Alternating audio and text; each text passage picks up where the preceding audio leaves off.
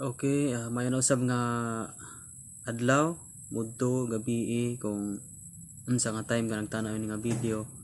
So, salamat sa imuhang pag abli niini nga channel o pag-click niini nga video. Ang atuang uluhan karon sa atuang thumbnail makita nimo nga ngano mang dili man mo manguros. So, kini nga pangutana mo niyang sagad pod nga pangutana gyud mostly sa mga Katolik ng utanan ini sa mga born again nga ngano daw nga mga born again o mga lahi nga grupo, mga lain nga relihiyon, ngano daw nga wala daw manguros.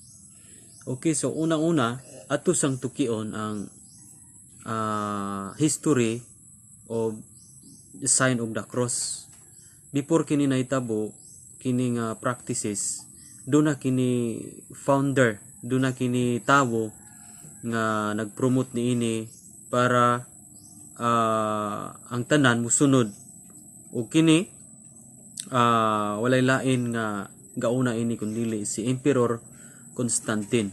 Si Emperor Constantine during the 313 AD doon na siya gisulat nga Edict of Milan o nga gitugutan niya in 313 AD to 325 AD. Nakonquer niya sa Roman Empire. Siya ang nakang-conquer sa tanang gitsakupan nga mga nasod sa Roma ug nahimong gitawag og Roman Empire. So si Emperor Constantine during that time nakakita siya og shield nga diha sa kawana nga nakita siya og shield og sa sulod sa shield kana bang taming sa sulod sa shield dunay cross.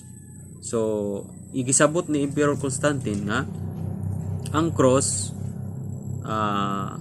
usa ka victory tungod kay ato nga time siya ang mananaog, siya ang nagmadaugon nga emperor ato nga time. Ang tanang nasod nga iyang gisulong napildi niya, that's why dunay gitawag og Roman Empire nga giharian niya, siya ang emperor ato nga time. So nakakita sig panan-awon muna nga katong maong panan-awon gisabot niya nga kato usa ka sign of victory. Ang cross usa ka sign of victory daw. So moto nga iyang gipakanaog ang balaod nga every time nga makakita sila og cross, mo sign sila, sign of the cross. So kana nga pag sign of the cross, sign of victory daw na. So karon atong ipahaom sa Biblia kung kini nga practices biblical ba kining sign of the cross.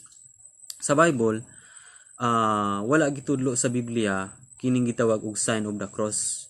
In Matthew chapter 6 imong mabasa nga aduna may pag-ampo dira, di ba? Before muampo sagad ang tao manguros man sa ato ang sa sagad nga nabatasan, before sila muampo unang amahan namo manguros sa una. Apan sa Matthew chapter 6 wala moingon si Jesus Christ nga okay inaniyan yung pag-ampo, apan sa dili pa mo mag-ampo kinahanglan mo sign of the cross mo.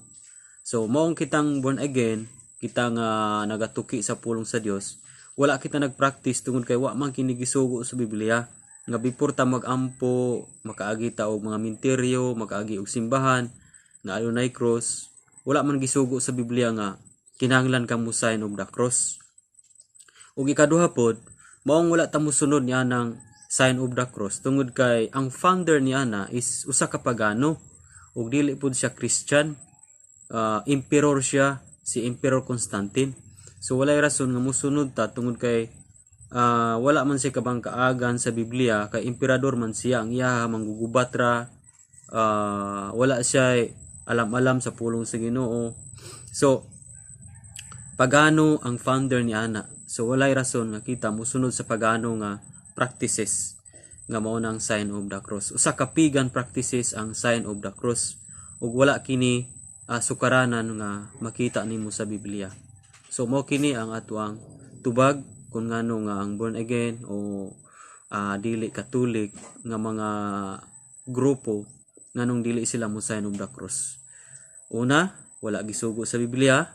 Ikaduha, ang founder niya na pagano.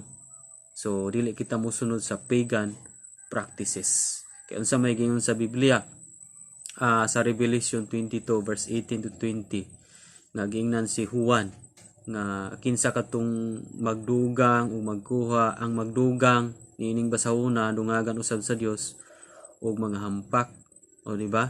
So kanang pag sign of the cross nga dili nimo mabasa sa Biblia, wala gisulti sa Biblia, pag sign of the cross mo usa ka na kapag dugang sa pulong sa Ginoo. So kung mudugang tas pulong sa Ginoo, dungagan usab ang mga hampak o katalagman sa atong kinabuhi.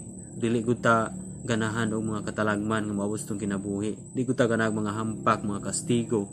Apan mo ni ang nahitabo ron sa kalibutan.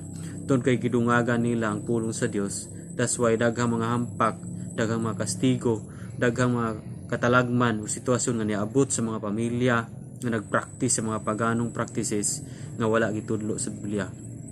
O diba?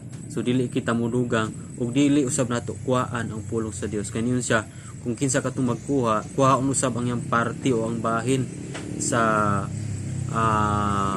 kinabuhi. So munang kita mga born again, wala tanya na aga-practice anang sign of the cross. So God bless sa maong video, and hopefully open mind ka while nagtanaw ni nga video. Open mind ka sa imuhang pagkatawo, kay ang mga taong close minded dili na sila modawat sa kamatuoran. Pero kung ang mga tao open mind sila, kabalo sila nga modawat ug mo-accept sa tinuod. Kay ang kamatuoran nagaingon, ang kamatuoran lagi maghatag natong kagawasan. The truth will set us free. Amen. So God bless sa nagtanaw nini nga video.